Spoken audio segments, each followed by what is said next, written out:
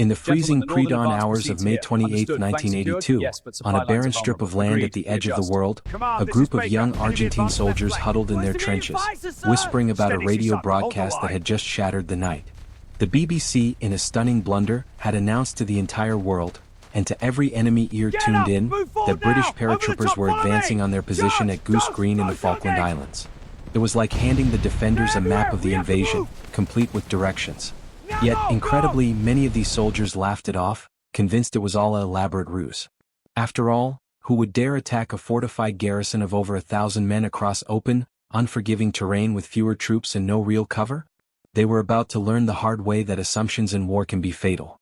This is the story of the Battle of Goose Green, a clash that defied the odds, reshaped a conflict, and revealed the raw human cost of political miscalculations. It's a tale of courage under fire, strategic gambles, and the unbreakable spirit of soldiers thrust into a fight they never expected. To understand how this improbable battle unfolded, we need to step back to the roots of the Falklands War, a dispute simmering for centuries but ignited in the spring of 1982.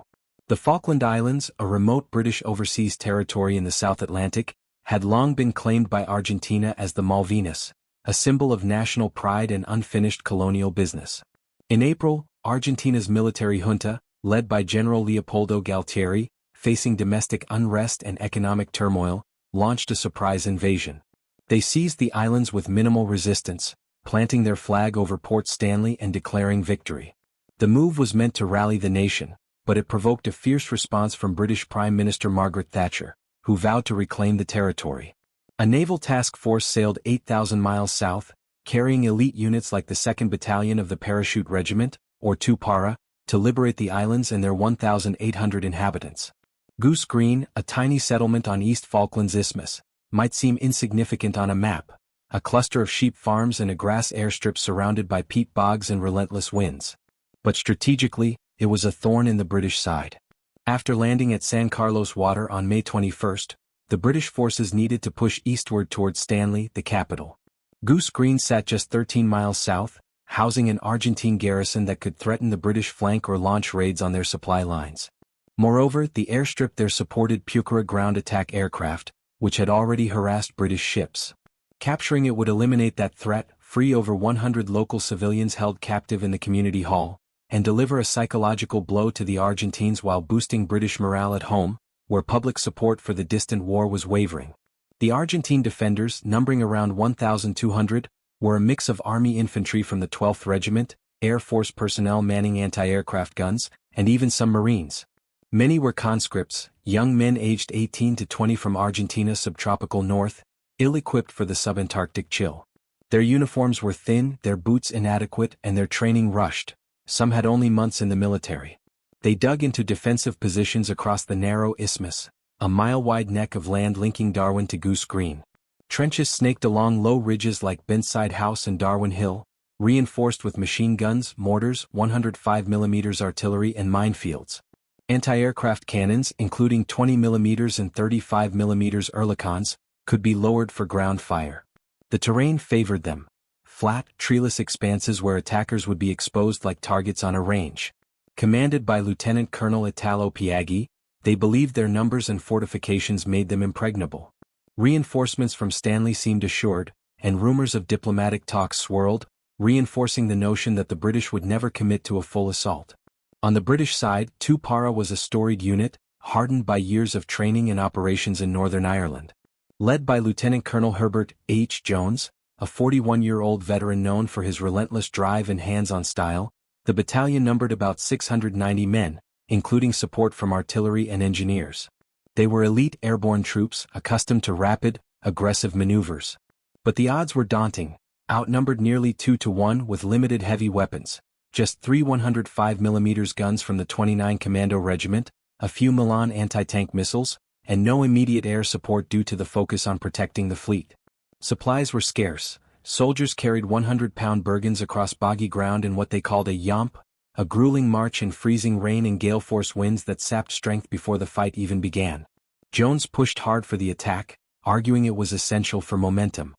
His superiors, including Brigadier Julian Thompson, initially saw Goose Green as a diversion from the main drive to Stanley. But with political pressure mounting, Thatcher needed a win to silence critics, and intelligence underestimating Argentine strength, the green light came. The plan was ambitious. A 6-phase night assault starting at 2:30 a.m. on May 28, leveraging darkness and surprise. A company would hit the northern positions at Bentside Pond, B Company Darwin Hill, C Company Boca House, and D Company the airfield and settlement. Speed was key, clear objectives sequentially, keep the enemy off balance and wrap up before dawn exposed them. As the paratroopers assembled on Camilla Creek House Ridge the evening before, tension hung thick in the air. They moved out silently at midnight, bayonets fixed, faces blackened, navigating by compass through knee-deep mud and tussock grass.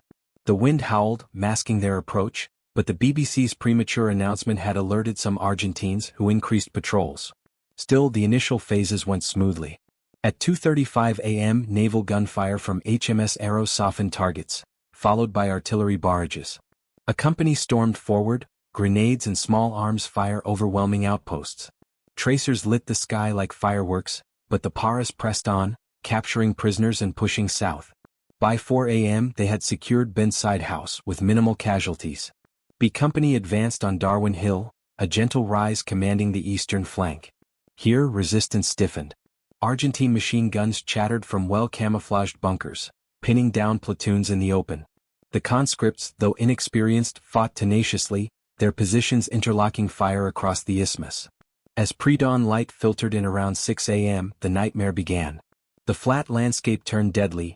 No ditches, no rocks, just exposed ground where bullets whipped overhead and artillery shells cratered the earth. The attack stalled. Companies hunkered down, radio chatter frantic as medics tended the wounded under fire. Ammunition dwindled. One section reported only 20 rounds left per man. This was the crisis point. Jones, monitoring from his tactical headquarters, grew frustrated. He believed momentum was everything. B Company, led by Major John Crossland, was bogged down below Darwin Hill, taking hits from a nest of trenches. Attempts to flank failed amid withering fire. Jones decided to lead personally, a controversial choice for a battalion commander whose role was coordination, not frontline charges.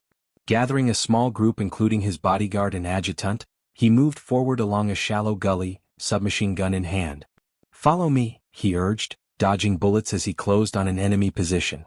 In a moment of raw determination, Jones reached the trench lip, firing bursts and lobbing a grenade. But fire from a flanking bunker caught him. Struck multiple times, he collapsed on the slope just yards from his objective. His men pulled him back, but it was too late. Jones died at 8:30 a.m., his last words urging the fight on. His death stunned the battalion.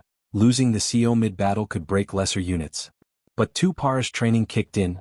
Decentralized command, where NCOs and junior officers adapted independently. Major Chris Keeble, the unflappable second-in-command, assumed control seamlessly.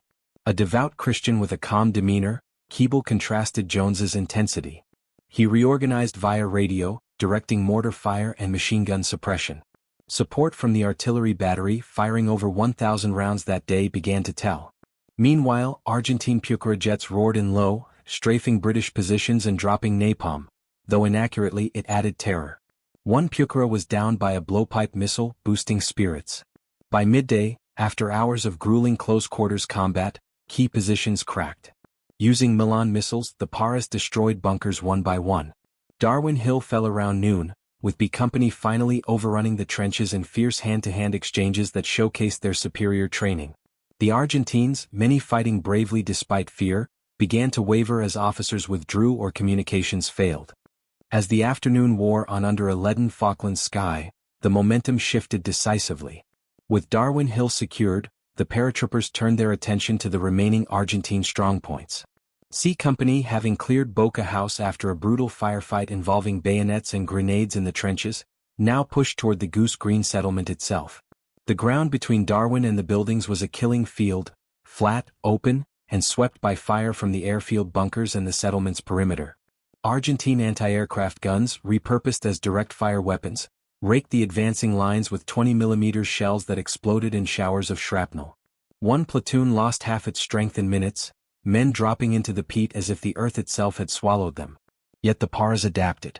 Small teams crawled forward under covering fire, using the few folds in the ground and the smoke from burning gorse to mask their movement. Milan missile teams set up in hasty positions, their wire-guided rounds streaking toward machine gun nests with pinpoint accuracy. Each successful strike silenced a position, allowing another section to bound forward. The training that emphasized initiative at every level proved its worth here. Sergeants made split-second decisions to flank, suppress, or assault without waiting for higher approval. Where Argentine conscripts often froze when their chain of command broke down, the British soldiers filled the gaps themselves. By mid-afternoon the airfield fell. Paratroopers overran the Pucará dispersal area, capturing several damaged aircraft and scattering the ground crews. With that objective taken, the pressure on the settlement intensified.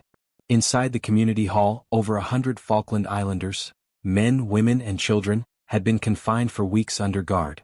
They listened to the growing roar of battle outside, not knowing whether liberation or tragedy was approaching. Any direct assault risked civilian lives, and Keble understood this perfectly. He also knew his battalion was at its limit. Men had been fighting for over 12 hours without sleep or proper food, their ammunition belts growing lighter with every magazine change. The 3 supporting guns had fired thousands of rounds and resupply was hours away at best. If the Argentines mounted a determined counterattack now, the outcome could still swing against the British. Keble chose audacity over attrition. He selected 2 captured Argentine non-commissioned officers and sent them forward under a white flag with a stark ultimatum for Lieutenant Colonel Italo Piaggi: surrender unconditionally within 30 minutes, or face an overwhelming combined assault by ground forces, Harrier strikes, and naval gunfire. The message painted a picture of imminent catastrophe, waves of reinforcements closing in, air support ready to pulverize the remaining positions, and no mercy for continued resistance. In reality, the Harriers were committed elsewhere protecting the fleet, and no large reinforcements were immediately available. But Piaggi, cut off from reliable contact with Stanley, his troops exhausted and demoralized, had no way to verify the claims. His men had seen their forward lines collapse, watched comrades fall, and felt the relentless pressure of an enemy that refused to stop. The 30-minute deadline passed in eerie silence. No shots rang out. The wind carried the smell of cordite and burning peat across the isthmus. Then, slowly at first, white flags appeared, rags tied to rifle barrels, bedsheets draped from bunkers. One by one, then in groups, Argentine soldiers emerged from their positions. Hands raised, weapons left behind, they walked forward in a long, ragged column. Nearly 1,000 men surrendered that afternoon, 961 in total, including officers, conscripts, and Air Force personnel. The paratroopers watched in stunned silence as boys who looked barely old enough to shave filed past, shivering in oversized greatcoats, many still wearing civilian sneakers because proper boots had never arrived. The contrast was stark. These were not the fanatical defenders the British had been warned about.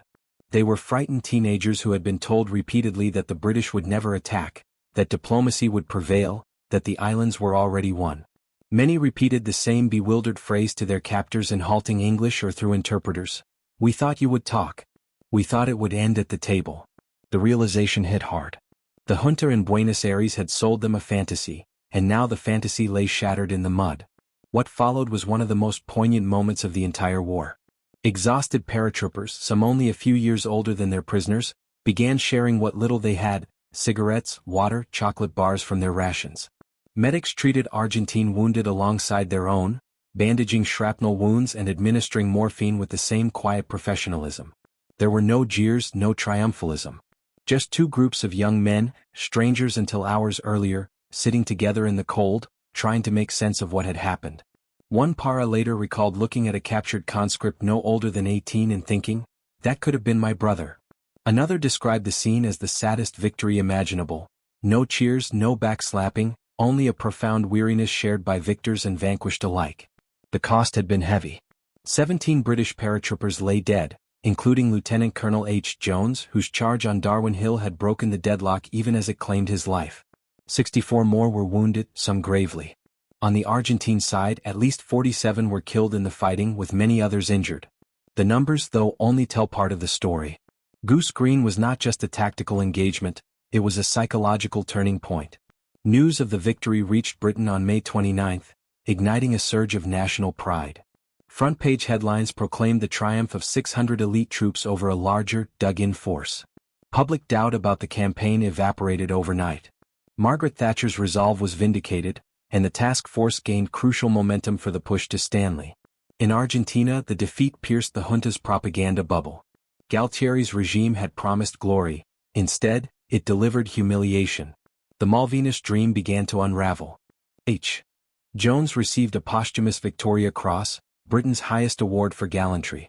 The citation praised his selfless leadership and the inspiration he provided in the battle's darkest hour. He became a symbol of British determination. Major Chris Keeble, who steadied the battalion and orchestrated the bluff that ended the fight, received the Distinguished Service Order. A high honor, but one that never captured the public imagination in the same way. History tends to remember the dramatic sacrifice more than the quiet competence that salvages it. For the Argentine conscripts, the aftermath was harsher still. Repatriated after the war's end on June 14, many returned to a society that wanted to forget the Malvinas. The junta, desperate to avoid blame, discouraged veterans from speaking out. No parades welcomed them home, no support networks awaited. Thousands carried invisible scars, nightmares, survivors' guilt, the endless replay of moments they could not change. In the decades that followed, the suicide rate among Falklands veterans rose alarmingly, with some estimates suggesting it surpassed the number killed in combat. These were the boys promised they would never fight, left to wrestle alone with memories no one wanted to hear. Goose Green remains a case study in military academies worldwide. It demonstrates the peril of underestimating an opponent's will, the power of aggressive leadership, and the fragility of assumptions in war. Above all, it underscores a timeless truth: the people who start conflicts are rarely the ones who pay the price. Politicians in warm offices debate strategy. Teenagers in frozen trenches bear the consequences. Today, a simple memorial stands near the battlefield. The wind still cuts across the isthmus as it always has, whispering over white crosses and a lone Argentine monument. If those graves could speak, they might echo the words so many survivors have carried for 40 years. We thought someone would stop it. We thought it would never come to this. Nobody did.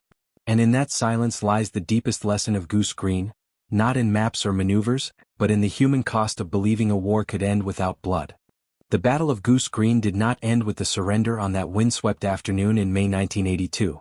Its echoes continued to shape lives, politics, and military thinking for decades. What began as a desperate gamble by a small British battalion became one of the defining moments of the Falklands War, a conflict that lasted only 74 days but left permanent marks on two nations. In the immediate aftermath, the paratroopers of Para consolidated their position. They secured the settlement, released the Falkland Islanders from the community hall, and began the grim work of caring for the wounded on both sides. Local residents emerged cautiously, offering what little food and shelter they could. Many had lived under occupation for over a month, enduring uncertainty and fear, yet they greeted their liberators with quiet gratitude rather than celebration. One islander later recalled handing out hot tea to shivering soldiers and captured conscripts alike, saying it felt like the only normal thing left to do in a world turned upside down. The prisoners were disarmed, searched, and held in guarded groups on the open ground. The sheer number, nearly 1,000 men, strained the battalion's resources. Food rations were stretched thin, but the Paras shared what they had. Medical teams worked through the night, treating gunshot wounds, shrapnel injuries, and frostbite under portable lights powered by dwindling batteries. The humanity shown in those hours stood in sharp contrast to the violence that had preceded them. Young British soldiers, many still in their early 20s, found themselves comforting Argentine teenagers who spoke little English but conveyed their shock and relief through gestures and broken phrases. Back in Britain, the victory news spread like wildfire. Television broadcasts showed grainy footage of white flags rising and long lines of prisoners marching under guard. The public, which had followed the task force's progress with anxious hope, erupted in pride. Pubs raised toasts to the paratroopers, newspapers ran triumphant headlines, and Parliament echoed with praise for the armed forces.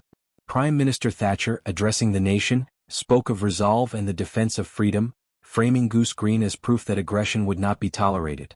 The battle silenced critics who had questioned the wisdom of sending a task force so far from home. Support for the war solidified, giving the government the political capital to press on towards Stanley. In Argentina, the impact was devastating. The junta had portrayed the occupation as a bloodless triumph, a rightful reclamation of sovereign territory. Goose Green shattered that narrative. Radio reports initially downplayed the defeat, but word spread quickly through families and returning wounded. Public confidence in the military government eroded rapidly. Demonstrations in Buenos Aires, once unthinkable under the dictatorship, began to grow. The Malvinas adventure, meant to unify the nation, instead exposed the regime's incompetence and isolation. Within months, the junta's grip weakened irreversibly. The final push to Port Stanley followed in the weeks after Goose Green. British forces advanced steadily, capturing key heights around the capital in a series of night battles that echoed the tactics used on the Isthmus. On June 14, 1982, Argentine forces in Stanley surrendered, ending the war. The Union Jack was raised once more over Government House. The Falklands remained British, and a permanent military presence was established to deter future threats. Lieutenant Colonel H. Jones's Victoria Cross became a symbol of individual bravery.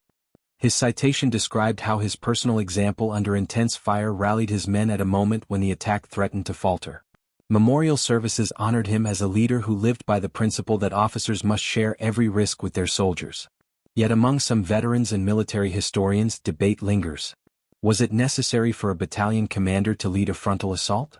Could the same result have been achieved through more measured command? These questions remain academic. What is undisputed is that his death galvanized the battalion, and Major Keeble's steady hand prevented collapse. Keeble later reflected that the real strength of Tupara lay not in any one man, but in a culture of trust and adaptability drilled into every rank. For the Argentine veterans, the return home brought little solace. Many conscripts were discharged quietly, told to resume civilian life without fanfare.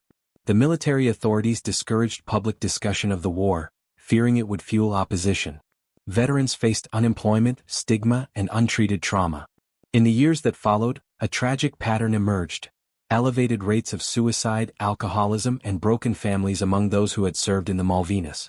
Support groups formed slowly, often run by the veterans themselves, sharing stories that official channels refused to acknowledge. One former conscript years later said simply, "They sent us to die for an idea, then acted like we had never existed." The Falkland Islanders themselves rebuilt quietly. Goose Green, Darwin, and the surrounding farms bore the scars of battle: cratered fields, abandoned trenches, unexploded ordnance that required years of clearance. Memorials were erected: a simple stone cairn for the British fallen near Darwin Hill, and later an Argentine monument acknowledging their dead. The community hall, once a place of confinement, became a symbol of resilience. Islanders continued their lives of sheep farming and self-reliance, forever changed by the brief but intense violence that had swept across their isolated home. Goose Green is studied today not only for its tactics, the value of night attacks, the importance of momentum, the effectiveness of junior leader initiative, but for its deeper lessons about perception and will. The Argentine command assumed Britain would negotiate rather than fight. They underestimated political determination in London and the professional edge of elite troops willing to cross an ocean for a principle. The British in turn learned the danger of overconfidence. Even a sideshow battle could cost dearly if assumptions went unchallenged. More than 40 years later, the islands remain a point of contention. Argentina maintains its claim diplomatically, while Britain upholds self-determination for the Falkland Islanders, who overwhelmingly wish to remain British. Periodic tensions flare, but no shots have been fired since 1982. The war is remembered differently on each side. In Britain as a necessary defense of sovereignty, in Argentina as a tragic misadventure born of nationalism and miscalculation. Yet at its core, Goose Green remains a human story. It is about young men, British and Argentine, who found themselves in a place neither had chosen, fighting for causes shaped by distant capitals. They shared the same cold, the same fear, the same exhaustion. When the shooting stopped, the differences that had divided them seemed smaller than the shared experience of survival. Cigarettes passed between former enemies, medics worked without regard to uniform, and silence replaced gunfire. In the end, the battle teaches that war is rarely as clean as the plans drawn on maps. It is messy, costly, and profoundly personal. The politicians who order it rarely stand in the trenches. The soldiers who fight it rarely decide its start or finish. And the promises made before the first shot, that it will be quick, bloodless, or unnecessary, are almost always the first casualties. If you stand on the Isthmus today, the wind still blows as fiercely as it did in 1982. The grass covers old scars, but the ground remembers. It remembers boys who believed talk would prevail, leaders who chose action over caution, and the quiet moment when enemies became human again. That memory, carried on the same relentless wind, is perhaps the truest monument to what happened at Goose Green.